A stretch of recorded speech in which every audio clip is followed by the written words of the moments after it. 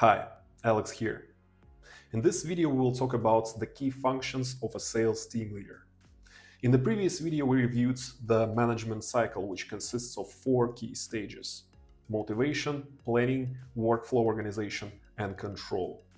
However, it's important to realize that these 4 stages do not describe the entire functionality of a sales team leader. They just describe the format of their work on their key tasks. A logical question arises: what are the key tasks of a sales team leader? And there's a logical answer to this question: to ensure financial results, the KPI fulfillment, and development of business profitability.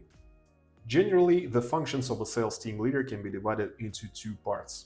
The first one is the formation of a sales team, launching and maintaining its work, and the second one is the development of its results.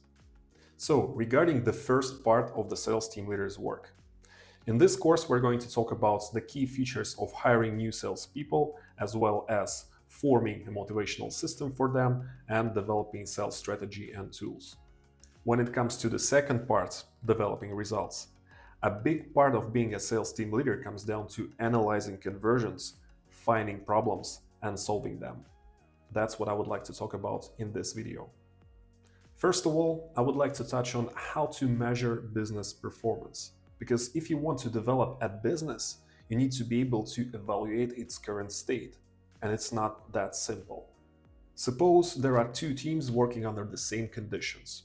The same amount of employees, 5 people each. The same size of the client base, 30 people. The same marketing costs, and so on. The first team generates $30,000 monthly in profit. The second team generates $15,000. The question is, which team has a more efficient workflow? At first glance, it's logical to think that since the first team has an average profit per client of $1,000, while the second team has only $500, the answer is obvious.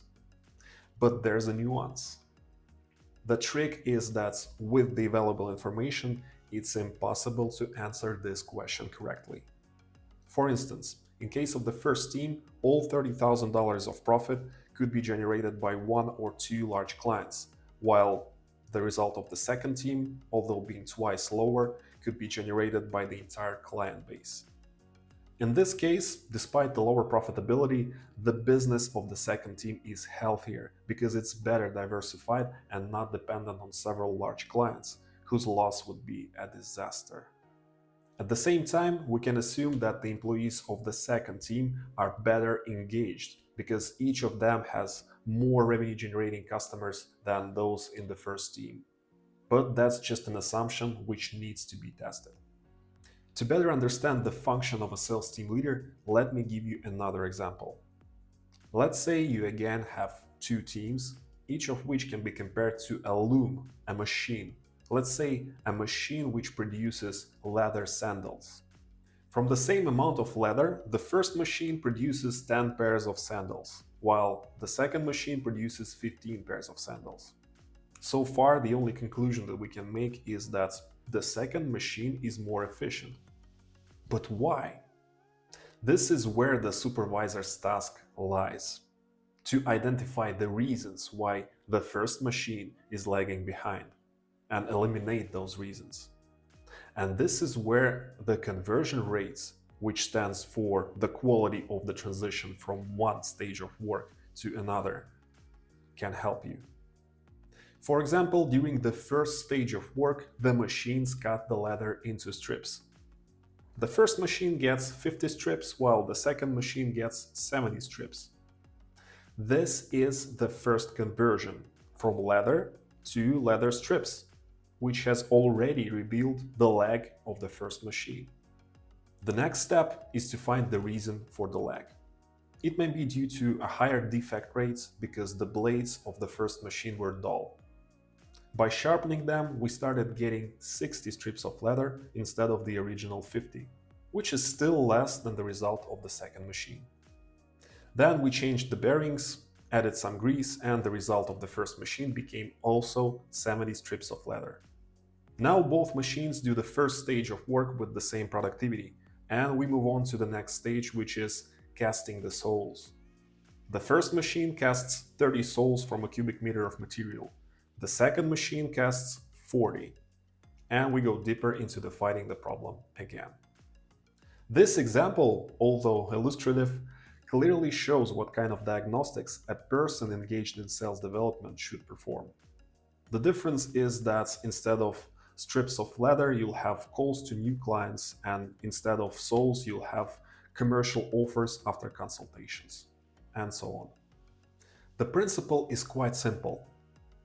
The more stages of work you have at which you can evaluate the result, the easier it is for you to detect the lag and the problem that is causing it. Another example. Let's say you have 3 stages of conversion: taking a new client into work, a manager calling that client, and a closed deal with that client.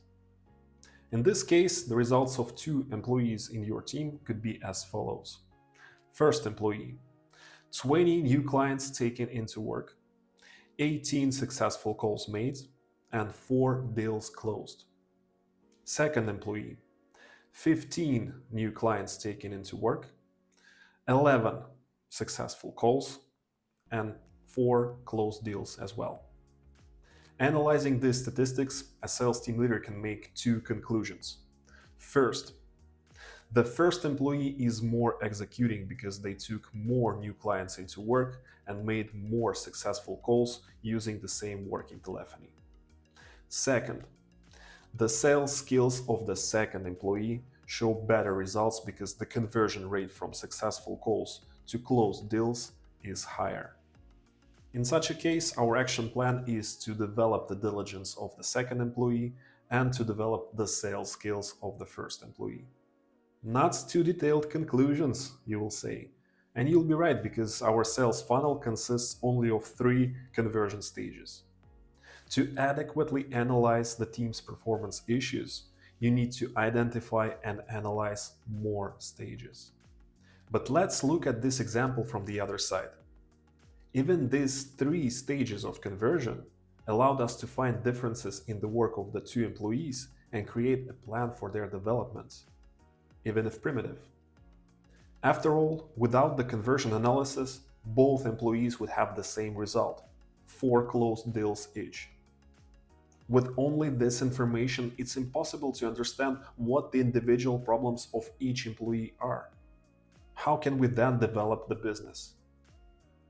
In the next video, we will talk about how to distinguish additional conversion stages to improve your effectiveness in finding problem areas.